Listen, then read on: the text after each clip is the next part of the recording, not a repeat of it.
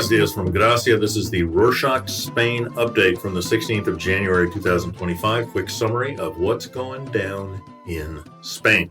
Kicking things off this week with a very hot topic worldwide and especially in Spain, housing. On Monday the 13th, President Pedro Sanchez announced plans to impose a 100% tax on property purchased by non-EU residents. Sanchez spoke at an economic forum in Madrid on Monday and revealed that 27,000 homes were purchased by non-EU residents in 2023, often for a profit rather than residence. While 2024 figures aren't in yet, according to the Yearbook or Real Estate Registry statistics in 2022, the figure was around 8,000. Tax will supposedly help the government prioritize housing for residents, a decision that has proven to have good results in places like Denmark and Canada. Property professionals and international buyers have criticized the move, labeling the decision extreme. Curious to know your thoughts.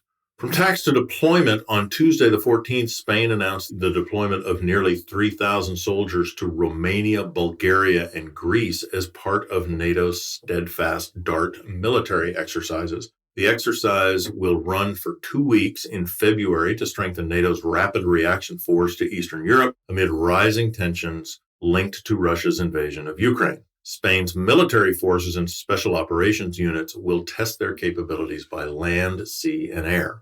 Firmly into winter here in Spain, and things are freezing up, at least by Spanish standards. On Tuesday the 14th, Catalonia's Civil Protection Group activated a plan to deal with an intense cold wave affecting the region. Catalan authorities have urged its municipalities to prepare heated shelters and assist vulnerable groups, including infants, the elderly, and homeless. They advised drivers to exercise caution on icy roads, reminded residents to use heating devices safely with proper ventilation. Speaking of the cold, also on Tuesday, national health reports highlighted a surge in novovirus cases across Spain, with causes most likely being linked to holiday gatherings and confined spaces. Symptoms of the virus include diarrhea, vomiting, fever, body aches, fatigue, and stomach pain. Novovirus is often mistaken for stomach flu and since 2020 for coronavirus. To prevent infection, health authorities have recommended the usual remedies: frequent hand washing, disinfecting surfaces, washing food thoroughly. While no specific treatment exists, drinking water is critical as the symptoms cause dehydration.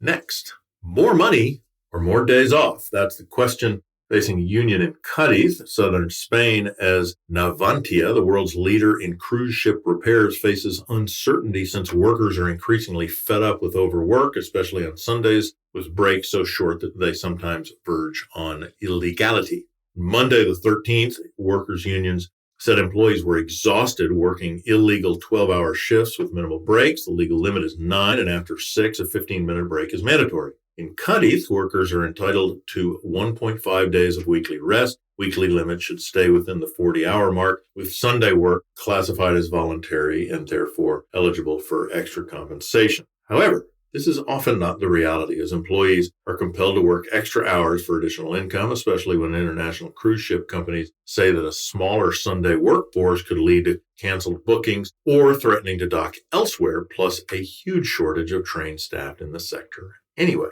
Big news for Renfe and Spain's national rail company. On Tuesday, the 14th, Raul Blanco resigned as Renfe's president after nearly 2 years, citing personal reasons. However, online rail news provider Railtech suggests Oscar Puente, the transport minister, may be removing underperformers, as he terms them, to rebuild trust in the struggling rail network. Blanco's tenure included ambitious reforms under the Renfe 28 plan, aiming to boost competitiveness and efficiency by 2028. Key initiatives include restructuring freight ops, purchasing 406 new trains, and liberalizing services. Yet, frequent delays and high-profile failures, such as New Year's Day fleet meltdown, where the entire fleet of trains were halted because of faulty batteries, further damaged Renfe's reputation. Álvaro Fernández Heredia, the Secretary General of Sustainable Mobility and an ally of Puente, will step in, though critics doubt the charge will fix ongoing issues. Pope Francis marked the 600th anniversary of the Gitano community presence in Spain with a letter published on Thursday the 12th, encouraging them to face the future with hope. The Gitano people, also referred to as Romani people in Spain, are a community that has roots in Spanish culture as far back as the early 1400s. In his blessing, the Pope acknowledged the community's history of marginalization and celebrated their ability to find faith despite adversity. The Gitano community in Spain is often an overlooked group in the country's history. If you want to learn more about them, check the show notes. On that note about good relations, on Wednesday, the 15th, Spain announced a €10 million aid package for the Lebanese army in its effort to reinforce its ceasefire with Israel. José Manuel Alvarez, Spain's foreign minister, emphasized that Lebanon's security was crucial for Middle Eastern stability. Alvarez urged Israel and the Lebanese-based Hezbollah to honor the ceasefire agreement set to expire on the 26th of January. Alvarez met Lebanon's new president, General Joseph Aoun, early this month as he highlighted Spain's commitment to Middle East peace.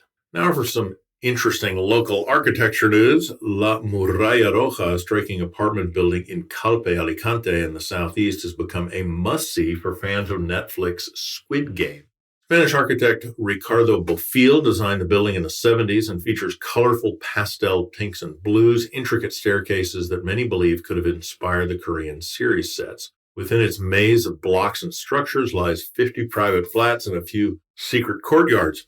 You're a budding architect or a photography fan or just a fan of the show, it's a beautiful building. Though, just a little note from us, we'd recommend looking at it either online or from a distance because people live there.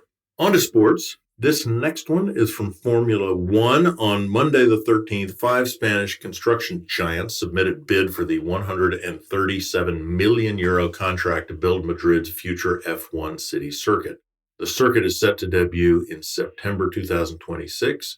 Institución Federal de Madrid, the project sponsor and organizer, faces opposition from local residents and left-leaning politicians, citing noise, financial risks, and lack of transparency. At the moment, though, construction has not been suspended. José Luis Martínez Almeida, mayor of Madrid, supports this effort and views it as vital for the city's growth. The current Spanish Grand Prix is hosted just outside Barcelona, but will hand over the reins to Madrid in 2026. What do you think the best place to live in is in Spain? Madrid? Valladolid? What about Santiago de Compostela in the northwest? Well, TV network National Geographic named Bilbao in the Basque Country, Euskadi, northern Spain, as the best city to live in. Magazine praised Bilbao's urban transformation over the last 10 years, its vibrant culture, strong local identity, factors like excellent public services, healthcare, safety, social atmosphere, climate, renowned gastronomy contributed to its top ranking. While there, you can go try their calimocho drink, an equal mix of cheap, dry red wine and Coca-Cola served with ice. Many Spaniards will tell you it's the Basque equivalent of raiding your parents' alcohol cupboard as a teenager, and it seems to be the biggest among the younger set, but it tastes pretty good. And ending with Bilbao still, this time with technological advances in baked goods. On Sunday the 12th, Abasotas, a Bilbao-based artisanal bakery, launched its first dessert vending machine. Owners Nicola Sausaeta and Isabel Serna, who previously ran a physical store around a year ago, shifted to a vending machine after their neighborhood complained and there were local roadwork issues.